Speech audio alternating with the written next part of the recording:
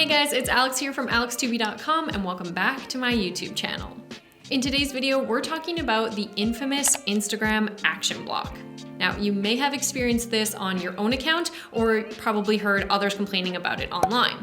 Instagram is handing out action blocks like candy and really upsetting its users since it's oftentimes unwarranted and can last from 24 hours to a week or longer. So if you'd like to learn about action blocks, why you received one, and how to get it lifted from your account quickly, then keep watching. But before we get started, make sure you sign up for my free Instagram masterclass. In it, I share 10 secrets you probably haven't heard before that will help you increase your followers, your engagement, and your sales. The link is above and in the description box below. And finally, be sure to check out our sponsor for today, StoryBlocks. StoryBlocks is a subscription service that gives you unlimited access to HD and 4K video footage created by industry-leading videographers. Whether you're a freelancer, content creator, or full-time video producer, StoryBlocks can help bring your stories to life.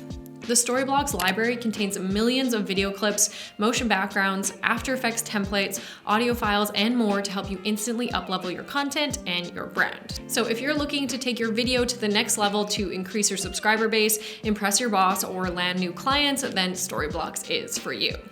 To give StoryBlocks a try, just click the link in my description box below.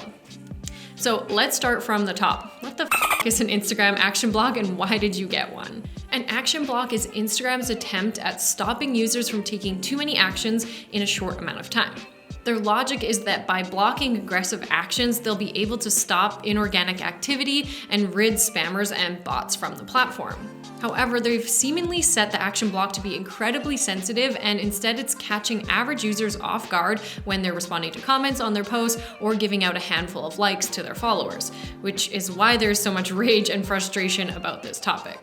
Now, I myself, as an Instagram marketer, spend plenty of time engaging with people on Instagram by liking, commenting, and following, which typically brings traffic to my feed and often results in follows, visits to my website, and more. So I don't want to be punished by Instagram for simply using this tool to market myself and my business, as that's what this platform is best for. So to avoid getting action blocked, you need to be aware of the main triggers Instagram is looking out for: mass following and unfollowing, mass liking, copying and pasting the same comment or DM, posting too many times per day, using bots, and using unapproved third-party apps.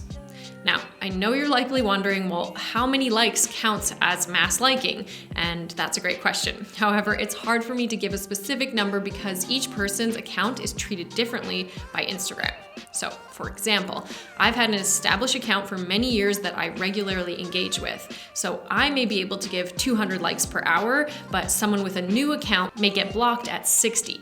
So based on a simple Google search, I did find these limits as potential figures to pay attention to. However, again, these are not set in stone, so don't rely on them too heavily.